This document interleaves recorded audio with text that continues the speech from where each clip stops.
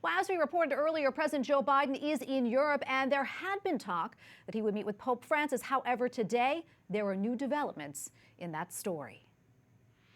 Joining us from Rome is Alan Holdren, EWTN Vatican Bureau Chief. Great to see you, Alan. President Biden is in Europe at the moment, and there had been talk that he would meet with Pope Francis at the Vatican. Do we know, will that meeting still take place? It doesn't look to be the case today, Tracy. The idea was that he could potentially stop through between Brussels, Belgium, and Geneva, Switzerland, just a quick stop through to see Pope Francis. But we haven't received any confirmation that that has indeed taken place, and so it looks like it's not going to happen this time around. Alan, do we know if the White House reached out to Vatican officials about a possible meeting?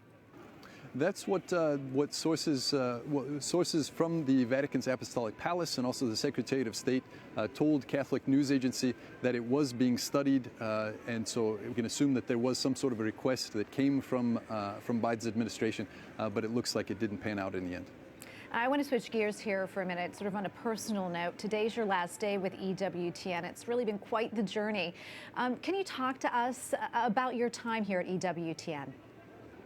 Yeah, well, I've been here since 2009 in Rome, and I started as Catholic News Agency's correspondent. And then I worked up through producing the Vaticano program, being EWTN News Nightly's first correspondent when it started back in 2013, and really just having the great honor and blessing of building this amazing Vatican Bureau. And helping to collaborate with all of the different EWTN offices throughout the world and all the different programs, including EWTN News Nightly with you, Tracy. It really has been a blessing, and that's been the path of the last 11 and a half years of my life and my wife's life, and now our 4 kids that were all born here in Rome. Well, listen, Alan, it's been a blessing really working with you, and I know that everyone else feels the same way. Can you talk about maybe some of the highlights while you're here? I mean, you worked here for more than a decade. Yeah, that's funny to think about because I feel like the time just went by so fast because there's always so much going on here in Rome. We've had the canonization of John Paul II, John the 23rd, Cardinal John Henry Newman, Mother Teresa. We had a conclave in 2013. We've had synod coverage that's been live from this very square just outside St. Peter's Square. Think about the papal trips to far-flung places that I would have never imagined that I'd ever go to. Places like Azerbaijan and the Philippines, Sri Lanka.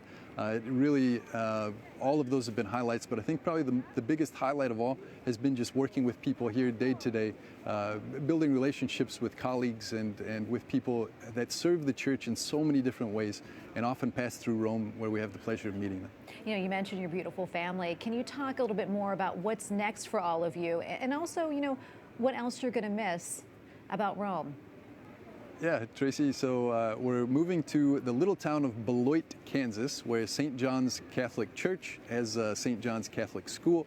And so I'm going to be taking up a teaching position there, teaching audiovisual communications and small business management and entrepreneurship, as well as English classes. It's a small school, it's a beautiful school, it's a beautiful community, and we're really excited to be a part of it. I've got family that lives there, and so it's a very natural fit. Some of the things that I'll be missing about Rome are, you know, St. Peter's Basilica here behind me.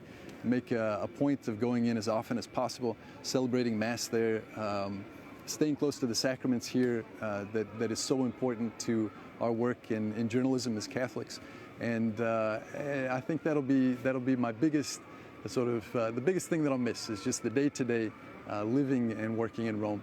And I'm sure we'll be back one day.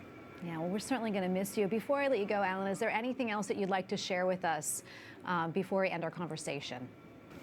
Just that it's, again, it's been a great blessing, and thank you to you, Tracy, to Matthew Bunson, Rodney Harris there at EWTN News Nightly, the whole crew, Leon, Stefano.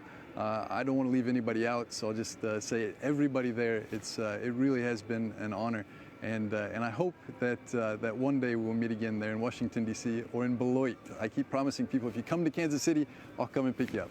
I've never been to Kansas, and I'm looking forward to it. And Alan, honestly, it's been such a blessing working with you, and all of us feel the same way. Thank you for all that you've done for our newscast and for the network. And again, we're certainly going to miss you. God bless you and your family. It's been an honor.